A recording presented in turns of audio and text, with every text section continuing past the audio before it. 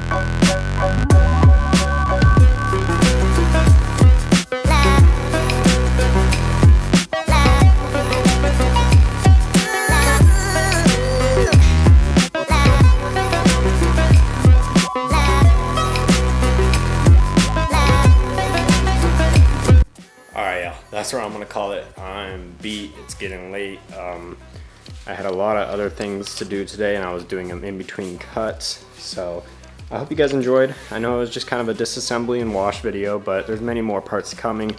Tomorrow morning, hopefully I can start pulling the engine, suspension, handlebars, stuff like that. Get it stripped down to the frame. But yeah, I hope you guys enjoyed. If you did, please consider subscribing, liking, and commenting with any suggestions or whether you like the video or not. So yeah, God damn it, my damn drawstring is caught on the camera. Whatever, have a good one, you guys.